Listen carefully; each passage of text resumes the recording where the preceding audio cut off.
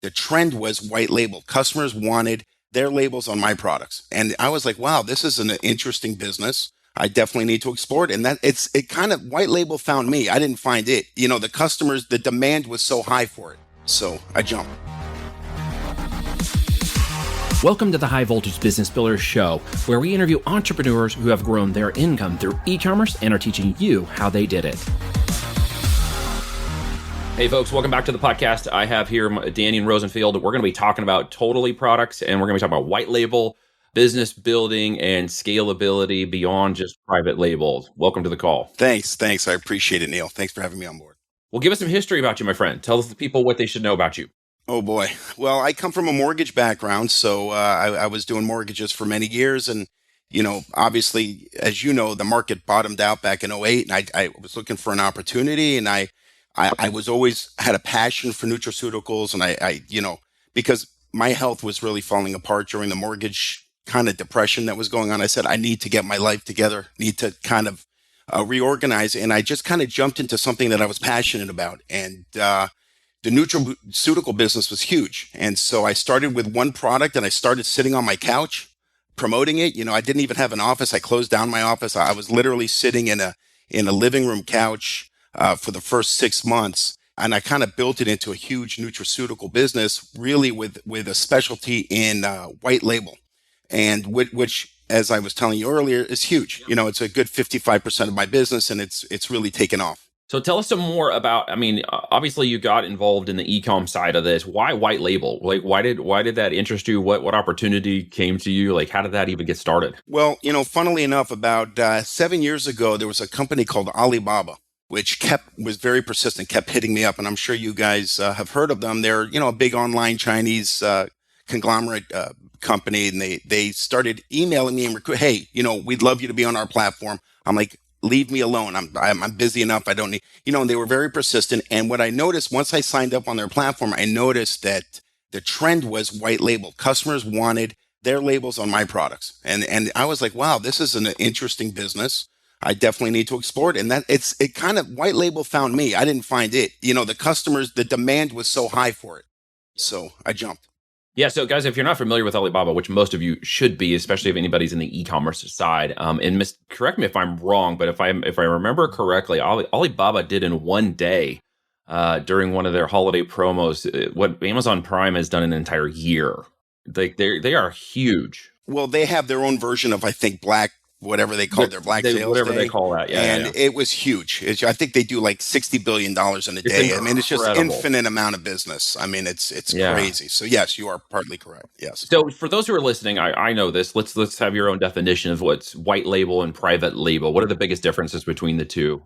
Well, they're almost one and the same. White label is simply the ability to create and put your own design on a bottle.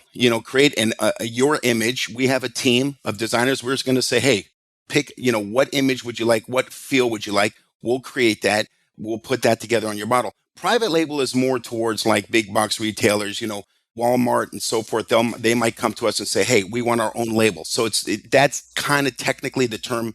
At least my definition of private label, it's the, retailers putting their own label on the bottle, but it's almost one and the same. It really is very, very close. It's a good definition. We call it, customization is really the biggest difference. But white label obviously moves speed to market. Now, why the nutraceutical space? Like, why did you choose that? Or did that space choose you too? Besides having a passion for feeling better and trying to take care of my body, it's very profitable. Because when you get into the origination and manufacturing distribution of the product, you can mark it up anywhere from 3 to 5 times, even more. We also have an e-commerce side of our store. If it costs us $2.40 to create the product, and we could sell it for $29.95 retail. So you're talking about 6-7 times your money on the e-commerce side and 2 to 4 times on the wholesale side. Now, what channels are you selling on particularly? What's your biggest channels? Well, besides being probably the number 1 or 2 top seller on Alibaba in the US, we also sell on Wish, Walmart. That's on the e-commerce. And there's, honestly, we have such a huge following now from just Alibaba and just wholesale buyers over the last 5 years. we've built up a nice following, but mainly I'd say Alibaba is probably the biggest. There's another company called Foria, which is pretty big. They're based out of Turkey, and then there's a few others behind it. Range Me is huge. I get a lot of traffic from them as well. So those are probably four or five of the biggest sources. Now, I noticed you didn't mention Amazon. Obviously, Amazon FBA is a big component of our model and has been for the last 9 years. Is there a reason why Amazon? Amazon's like a curse word for me. I try to swim away from the rest of the fish. I do have an Amazon store. We do it more for branding. The problem is I consider Amazon like the mafia. The mafia comes and they collect once a month, and they take over 55% of your income. So it's like you're doing well, and then the mafia comes, aka Amazon, and they say, okay, it's time for us to take our 55 or 60% cost and cut. And we end up losing money with them. But from a branding perspective, it's great because it legitimizes our store. So if I could give any advice to any bigger sellers, is it's always great to have an Amazon store. But if you're looking at making true money with it, I'm not a believer of that. I swim away. I actually supply a lot of the Amazon sellers white label products. So I do a lot of business. Amazon's great for me because I'm a supplier of their product to a lot of the sellers on the platform. So, and I'll be the antithesis of that because I work on the other side of that, and I know how to make that profitable. And I can imagine how to make some of that profitable with the customization component instead of 29 selling things for 49, and all of a sudden it changes. And I'm not sure how they're getting to 55. Not to be argumentative, but no, absolutely. I'm just having 25. I've had a lot of, everybody has their own little way. You got to get into the niches in which exactly. Obviously. There's 1,000 ways to skin this cat in this game, especially in the nutraceutical. Well, and there are negatives about Amazon. Like I'm not an Amazon fanboy. I don't like particularly the way sometimes they treat Amazon sellers and the way they do things. The majority of times that I hear negative things or feel or have a negative impactful things approach me from any seller type is that any one of these platforms can just decide they don't like you and take you down. That's why it's so important, and I say this over and over, to have so many different avenues of income. You can't tie yourself, and you know this more than anyone, you can't tie yourself. How many Amazon sellers do you know have more than 60 or 70% of their business flowing through Amazon, and then they cut off your account? Then you have to hire attorneys, and you have to hire an advocate to open it back up, cost you 20 grand. I mean, I've been through that whole mess, and it's a lesson learned for me. Yep, we've always, and you're right. We've always tell everybody to go multi-channel as soon as your product is validated. It's a great incubator to move, and I can move people to 7 figures in 12 months or less very fast. Well, you sold me. I'm motivated. Yeah, take absolutely. Those profits and move them into secondary channels. Move them into Shopify. Go to Walmart. Go to Etsy. Go to Wish. Go to Wayfair. Go wherever your product base is also buying in the marketplace, and diversify those revenue streams the same way you diversify your product stream on Amazon. Like this is something I think a lot of people don't understand about growth and business, right? I want to say something about Shopify. I just now jumped on board of Shopify. I'm relatively new. It's been the best thing that's ever happened to me. Shopify is an amazing. I know their algorithm just picks up a lot more sales than, say, WordPress and some of the other sites. I noticed it from day one, so I'm a huge fan of Shopify. Yeah, Shopify is a simple click button. Absolutely. Most people can get Shopify set up relatively fast. Their tutorials are good. Takes 2 days. Takes literally no time whatsoever to do that. Absolutely. Yeah, it's a great platform, and obviously with their integrations for their payment mechanisms, it makes it simple for merchanting, and all the other components that are a little more difficult if you try to go set it up on your own. And try to get a merchant account set up, because that could take a weeks to a month or two just to get your merchant account verified. Absolutely. And I have I have a great network of all that. So that's one of the good things, with me is I have the relationships with all the merchant accounts. And so that would be not an issue, setting up a nutraceutical merchant account. So. Well, and obviously you're a multidimensional guy. I mean, there's just know that about you. So, and you're doing a lot of other things too. What else in the world? Or you mentioned 55% of your business is Alibaba and e-com and this kind of stuff. What else is keeping you busy in the world? Absolutely. Again, I learned, especially after the mortgage crash in '08, to diversify. I had all my eggs in one basket in the mortgage business. I said, what am I going to do with myself? So fortunately, I was young enough to reinvent myself over the last 13 years and really have jumped into real estate. I think it's huge. I mean, real estate is like, buying gold. It's just, you have a very stable rock if anything falls. So what I force myself to do is every time, I build up a certain amount of assets from one business, I move it to real estate, and I just keep buying real estate, and I diversify. It's not just real estate. I think, and like anything, you need to build real revenue streams. I try to build with my retirement, SEP IRA, 401k, I'd say out of every dollar, I try to move 25 cents into the SEP IRA, 25% into real estate, 25% into reinvesting into my business, and so forth. So you should kind of open the gauntlet, so to speak, when you're building your business, and not just pour everything back into your business. Yeah, no, that's super smart, and I love that you diversify those topics because inventory is one of them. Like inventory is an asset. You buy it low, you sell it high. It's an asset. Gold's an asset. Silver's an asset. Real estate's an asset.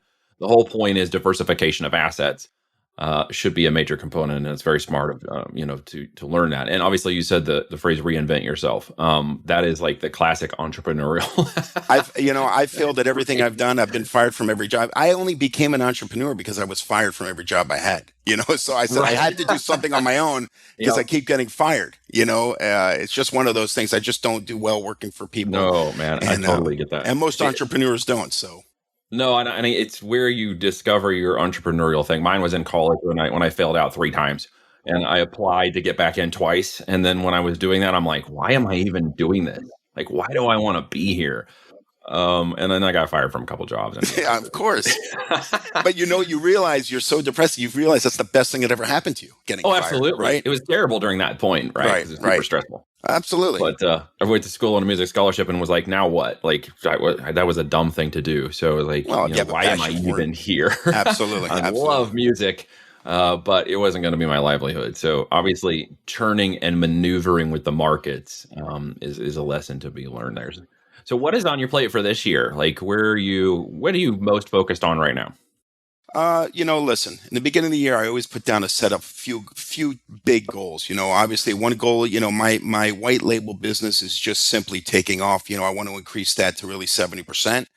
I love being the supplier to other sellers. Here I was in the first few years of the business, really focusing. I had this 1 or 2 product, and I was spending Facebook advertising, and I was spending, and I had to, my Google accounts kept getting shut down. I had to open up new accounts. Hell, I would even go to the library and open up an account because I had to use a different IP address. I mean, you name it. I played this game, the Google dance, the Facebook dance. I've done this for years. And I said to myself, God, it's so great if I could just be an amazing white label supplier. I love it. So I'm trying to increase that to over 70% of my business.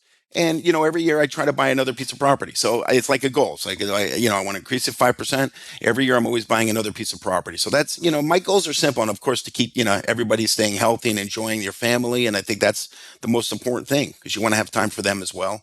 And, my life, we're guys, our life is simple. Women are complicated. I'm only generalizing, not stereotyping by any means, but, guys are very simple. Give us a beer. Let us watch some football. I'm a diehard Dolphins fan and try to make a few cents here.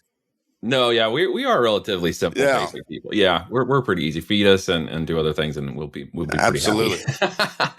Well, look, anything else you want to offer? Where can people get connected with you if they want to go and learn about white label and nutraceuticals and get involved? Where can they find you? Well, we have a website, whitelabelbrandbuilders.com, White Label Brand Builders, or you can go to my main site at totallyproducts.com. You can always hit me up, and we can talk in more detail and just tell me what you're trying to do. And the great thing with us is the minimum order is 100 units. So you don't need much to get started, and as soon as you get up and we can supply all the documentation for you to get up with Amazon or any other platform. Walmart's becoming very big right now.